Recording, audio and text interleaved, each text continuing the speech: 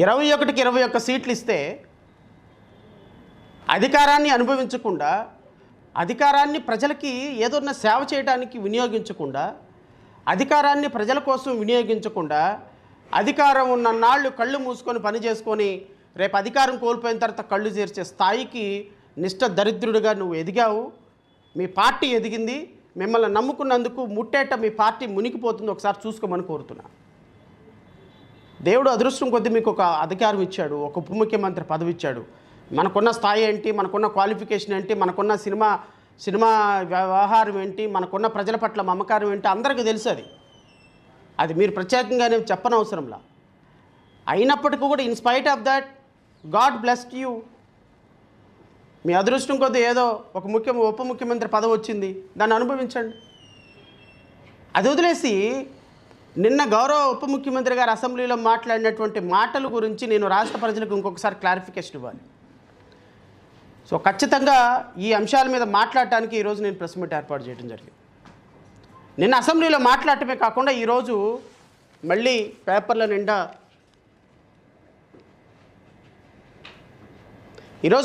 నిండా శ్రీవారి ప్రతిష్టకు దెబ్బతీసే కుట్ర. ఎవరు కుట్ర చేశారు? నేను అడుగుతున్నా ముఖ్యమంత్రి గారిని, ఉప ముఖ్యమంత్రి గారిని. 162 మంది ఎక్సెప్ట్ వీళ్ళిద్దరు తప్ప 162 మంది ఎమ్మెల్యేలని, ముఖ్యమంత్రిని, ఉప ముఖ్యమంత్రిని అడుగుతున్నా. తిరుమల శ్రీవారి ప్రసాదాన్ని దెబ్బతీసే కుట్ర చేసింది ఎవరు? ఈరోజు ఆధారాలతోటి నేను మీకు చెప్తా. అంటే ఇప్పటి వరకు ఈ డాక్యుమెంట్ నేను ఎందుకు బయట పెట్టలేదు అంటే, దీన్ని ఎంతవరకు తీసుకురాగలిగితే అంతవరకు వాళ్ళు ఆపుతారు. మనం పూర్తి స్థాయిలో విరుచుకుపట్టడం కరెక్ట్ కాదు అని నేను కొంత సమయం పాటించాను.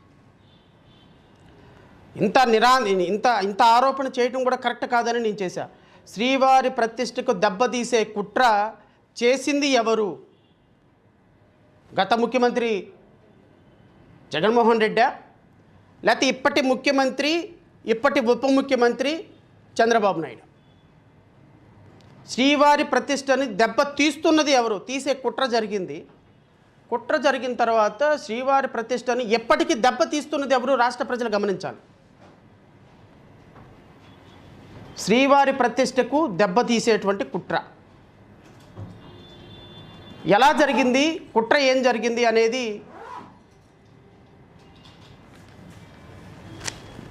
రాష్ట్ర ప్రజలు ఒకసారి గమనించమని కోరుతున్నా. ఇది కాక ఇంకొక పేపర్లో, అధికారిక పత్రికల్లో వచ్చింది, దేవుడు క్షమించడు, తిరుమలను పవిత్రతను దెబ్బతీసేందుకు ముందస్తు కుట్ర. ఎవరు కుట్ర పన్నారు? రాష్ట్ర ప్రజలు గమనించమని కోరుతున్నా.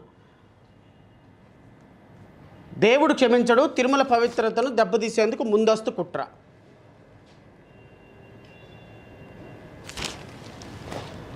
ఇప్పుడు 2 అంశాల గురించి రాష్ట్ర ప్రజలకు వివరించాలి. తిరుమల నెయ్యి అంశంలో నిన్న పవన్ కళ్యాణ్ గారు మాట్లాడినటువంటి మాటల్ని కేవలం నేను రెఫరెన్స్గా తీసుకుంటున్నా. తిరుమల నెయ్యిలో జంతు కొవ్వు, పంది కొవ్వు, ఎద్దు కొవ్వు, బఫెల్లో బీఫ్ అంటే దున్నపోతు కొవ్వు, ఫిష్ ఆయిల్ కలిసింది అని స్పష్టమైనటువంటి ఆరోపణ చేసింది గౌరవ ఉప ముఖ్యమంత్రి పవన్ కళ్యాణ్ గారు.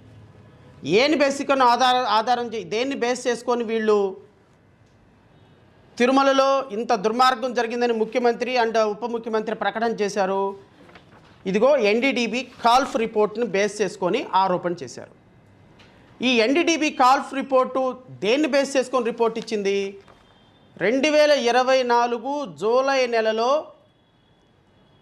కూటమి ప్రభుత్వం అధికారంలోకి వచ్చిన తర్వాత వచ్చిన నెయ్యి ట్యాంకర్లను పరిశీలించి ఆ నెయ్యి ట్యాంకర్లో ఎద్దు కొవ్వు, పంది కొవ్వు, ఫిష్ ఆయిల్ కలిసింది అని ఎన్డీడీబీ ఆరోపణ రిపోర్ట్ ఇస్తే, ఈ రిపోర్టు ఎవరి ప్రభుత్వ హయాంలో వచ్చింది అన్న అంశము మర్చిపోయాం. ఈ రిపోర్టు వచ్చే టయానికి ఏ సందర్భంలో నెయ్యి కలెక్ట్ చేశామనేది మర్చిపోయాం. అసలు ఏ ప్రభుత్వంలో రిపోర్టు వస్తే ఏ ప్రభుత్వం బాధ్యత వహించాలనుకున్న సందర్భం మర్చిపోయాం. మీ ప్రభుత్వంలో నెయ్యి కలెక్ట్ చేస్తారా? మీ ప్రభుత్వంలో రిపోర్టు పంపిస్తారా? మీ ప్రభుత్వంలో ఎన్డీడీబీ రిపోర్ట్ ఇస్తుందా? మీ ప్రభుత్వంలో రిపోర్ట్ ఇస్తే 2019-24లో కూడా నెయ్యి కల్తీ జరిగిందని అభూత కల్పనతో రాష్ట్ర ప్రజలకి దేవుడి మీద కల్తీ జరిగింది, తిరుమల వెంకటేశ్వర మీద కల్తీ జరిగిందని ప్రకటనలు చేస్తారా ముఖ్యమంత్రి, ఉప ముఖ్యమంత్రి స్థాయిలో? ఏ చట్టం చెప్తుంది ఉప ముఖ్యమంత్రి గారు? మీరు చదివిన 2 లక్షల పుస్తకాల్లో ఏ పుస్తకం చెప్పింది ఈ మాట? మీ 45 సంవత్సరాల రాజకీయ జీవితంలో చంద్రబాబు నాయుడు గారు ఏ ఏ ఏ న్యాయ సూత్రం, ఏ ధర్మసూత్రం చెప్పింది చెప్పండి? ఏ భగవద్గీత చెప్పింది చెప్పండి? మా ప్రభుత్వంలో నెయ్యి కలెక్ట్ చేసి, మీ ప్రభుత్వంలో నెయ్యి కలెక్ట్ చేసి, మీ ప్రభుత్వంలో శాంపిల్ తీసి, మీ ప్రభుత్వంలో ఆ శాంపిల్ని టెస్ట్ చేసి, మీ ప్రభుత్వంలో ఎద్దు కొవ్వు పంది కొవ్వు కలిసిందని రిపోర్ట్ వస్తే ఆ రిపోర్ట్ని గత ప్రభుత్వం మీద రుద్దమనే ప్రాథమిక సూత్రం కూడా తెలియని నువ్వెట్ట ముఖ్యమంత్రి? నీ కింద ఆ ఉప ముఖ్యమంత్రి ఎట్ట పనిచేస్తున్నాడు? ఈ ఉప ముఖ్యమంత్రి స్పీచ్ ఇస్తే ఆ 162 మంది గొర్రెల్లాగా ఎమ్మెల్యేలు కూర్చొని అసెంబ్లీలో ఎలా కొడుతున్నారు? ఈయనిచ్చేటువంటి స్పీచ్ అద్భుతంగా భావితరాలకి అద్భుతమైన స్పీచ్ అని ఆ పైన కూర్చున్నటువంటి డిప్యూటీ స్పీకర్ ఎట్ట మాట్లాడతాడు? మా కర్మ కాకపోతే, ఆంధ్రప్రదేశ్ రాష్ట్ర ప్రజల కర్మ కాకపోతే 164 మంది పరమానంద శిష్యులు అక్కడ కూర్చొని మీరు పద్యాలు పాడుతుంటే చెవిటోళ్ళలాగా మేము విని మీరు బాలసుబ్రహ్మణ్యం లాగా పాడుతున్నారని భావించాల్సిందే కదా సార్. నేను రాష్ట్ర ప్రజలకి మీ ద్వారా ఒక డాక్యుమెంట్ చూపిస్తా. ఈ డాక్యుమెంటు ఎన్డీడీబీ కాఫ్ రిపోర్ట్ ఏదైతే ప్రాథమికంగా చంద్రబాబు నాయుడు, పవన్ కళ్యాణ్ పంది కొవ్వు ఎద్దు కొవ్వు కలిసింది అని చెప్పినటువంటి ప్రాథమికమైనటువంటి డాక్యుమెంట్ ఈ డాక్యుమెంట్.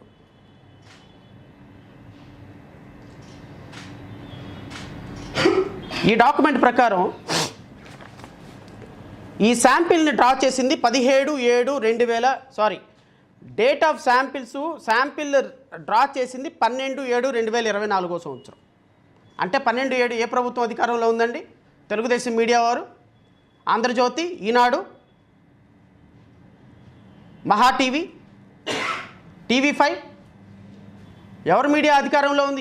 ఎవరి అధికారంలో 12/7వ తారీఖున ఏ ప్రభుత్వం అధికారంలో ఉంది? తెలుగుదేశం ప్రభుత్వం, కూటమి ప్రభుత్వం అధికారంలో ఉందా? వైఎస్ఆర్ కాంగ్రెస్ పార్టీ అధికారంలో ఉంది? శాంపిల్ ఎప్పుడు డ్రా చేశారు? 12/7. ఈ శాంపిల్ని 17/7వ తారీఖున ఎన్డీడీబీ రిపోర్ట్కి పంపించారు, గుజరాత్ పంపించారు. ఎన్ని రోజులు శాంపిల్ ఎవరి దగ్గర ఉంది? నెయ్యి శాంపిల్ ఎవరి దగ్గర ఉంది? 5 రోజుల పాటు శాంపిల్ని ఎక్కడ పెట్టారు? కూటమి ప్రభుత్వంలో ఎవరి దగ్గర ఈ శాంపిల్ ఉంది? ఈ శాంపిల్ని టెస్ట్ చేసినటువంటి ఎన్డీడీబీ ఇచ్చినటువంటి అత్యంత కాన్ఫిడెన్షియల్ రిపోర్ట్ ఈ డాక్యుమెంట్. ఈ రిపోర్ట్లో ఏం చెప్పారు? ఈ కాన్ఫిడెన్షియల్ రిపోర్ట్లో వాళ్ళు ఏం చెప్పారు ఎన్డీడీబీ రిపోర్ట్లో అని రాష్ట్ర ప్రజలకు చెప్తున్నా. The test report shall not be reproduced only in any part of any manner whatsoever by anyone and cannot be used as an evidence in any court of law unless required as per the directions of any court and shall not be used in advertising media, social media, print media, any other media without written permission of the managing director of Deputy MD NDDB CAF Limited.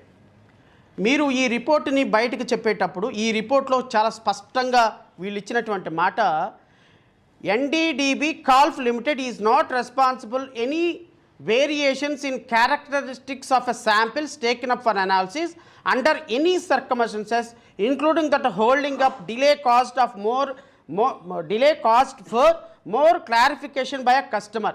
Samples are disposed of after the prescribed period of maintained as per mentioned below as per the regulatory requirements.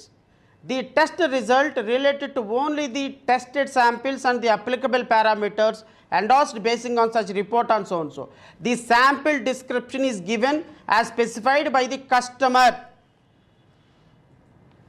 ఎన్డీడీబీకి సంబంధించినటువంటి రిపోర్ట్లో ఒక customer తీసుకొని వెళ్ళి ఇచ్చినటువంటి శాంపిల్ని మాత్రమే మేము పరీక్షించాం తప్ప ఈ శాంపిల్కి సంబంధించి ఈ రిపోర్ట్కి సంబంధించి మాకు ఏ విధమైనటువంటి అథారిటీ లేదు.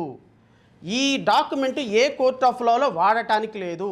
ఎందుకు వాడటానికి లేదు అంటే ఈ శాంపిల్స్ని యాజ్ పర్ ది లా ప్రకారం వీళ్ళు ప్రిస్క్రైబ్ చేయలేదు, మా సమక్షంలో ఈ శాంపిల్స్ని డ్రా చేయలేదు. కాబట్టి ఈ రిపోర్టు ఏ విధమైనటువంటి లీగల్ అథెంటికేషన్ పనికిరాదు, ఏ విధంగానూ కోర్ట్ ఆఫ్ ఎవిడెన్స్కి పనికిరాదు అని స్పష్టంగా ఎన్డీడీబీ కాఫ్ రిపోర్ట్ ఇచ్చిన తర్వాత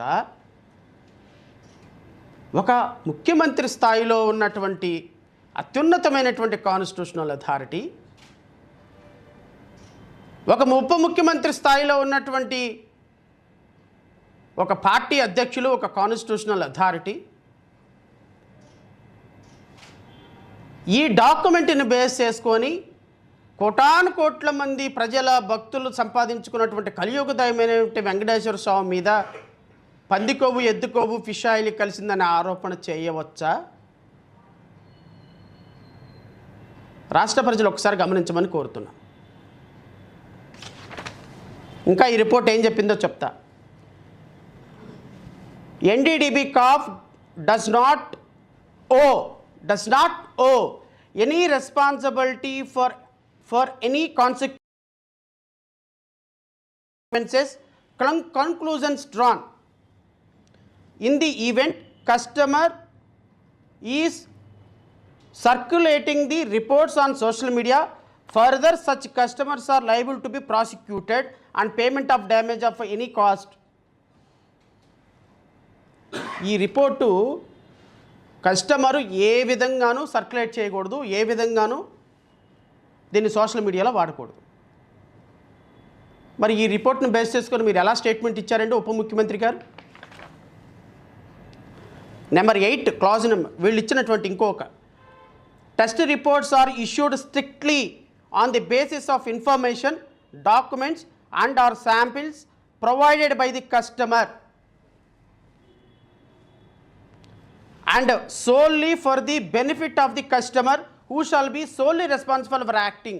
అంటే మీరు ఏదైతే చెప్పమన్నారో ఇచ్చినటువంటి రిపోర్ట్ని అదే యాజిటీస్గా మేము ఇచ్చాం తప్ప మాకు ఏ విధమైనటువంటి సంబంధం లేదు అని ఎన్డీడీబీ స్పష్టంగా ఇచ్చినటువంటి డాక్యుమెంట్. ఈ డాక్యుమెంట్ ఇది ఎందుకు బయట పెట్టలేదు ఈరోజు వరకు? మీరు నేను గౌరవ ఉప ముఖ్యమంత్రి గారిని ముఖ్యమంత్రి గారిని అడుగుతున్నా. ఈరోజు జేబీపీ పార్టీ చాలా స్పష్టమైనటువంటి ఎలిగేషన్ చేస్తుంది. దేవుడిని రాజకీయాలకు వాడాలి అనేటువంటి ఒక ఉద్దేశంతో ఎన్డీడీబీ రిపోర్టుని ఈ విధంగా ఎన్డీడీబీ చేత రిపోర్ట్ ఇప్పించుకొని శాంపిల్స్ మొత్తాన్ని మ్యానిపులేట్ చేసి 5 రోజుల పాటు శాంపిల్స్లో రసాయనాలు కలిపి కావాలని జంతు కొవ్వుకు సంబంధించినటువంటి కొలెస్ట్రాల్ కలిపి మీరు ఎన్డీడీబీకి పంపించిన శాంపిల్స్ని మ్యానిపులేట్ చేశారు మీరు, మీ అధికారులు.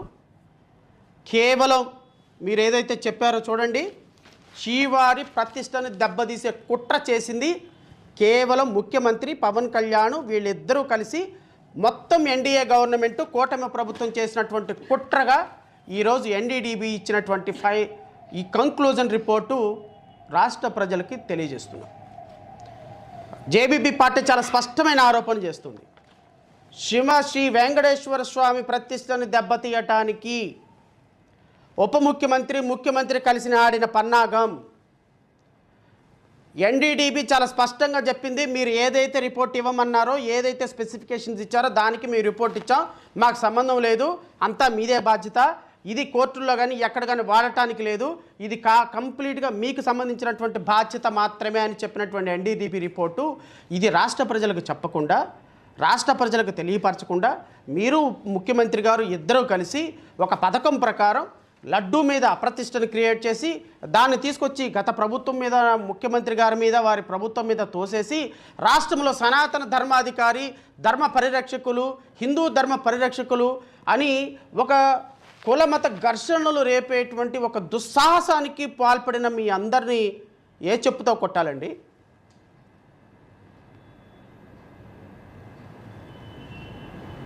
నిన్న మీరు అసెంబ్లీలో మాట్లాడినటువంటి ఒక్క మాటకైనా సరే జస్టిఫికేషన్ ఉందా?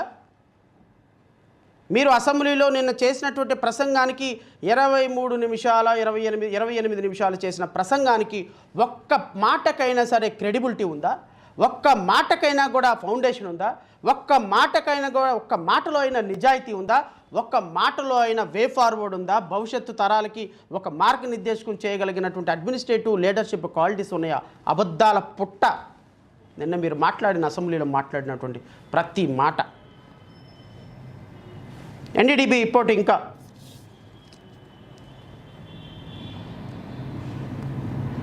NDDB Golf Limited shall not be liable and responsible to the customer or any third party for any action taken or not taken on the basis of such report or finding.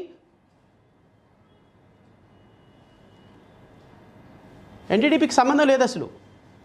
We are not responsible for any such remarks made by any party. చాలా స్పష్టంగా NDDB report ఈ విధంగా చెప్తుంటే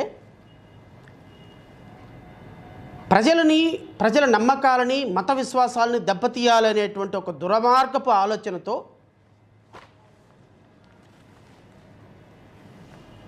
శ్రీవారి ప్రసాదాన్ని, వెంకటేశ్వర స్వామి ప్రసాదాన్ని కుట్రపూరితంగా కలియుగ దైవం యొక్క ప్రతిష్టని ఈరోజు ప్రపంచవ్యాప్తంగా టార్నిష్ చేసి ఇమేజ్ని, ప్రసాదాన్ని జోకులు వేసుకుంటూ తినే స్థాయికి తీసుకొచ్చింది మీ కూటమి ప్రభుత్వం కాదా?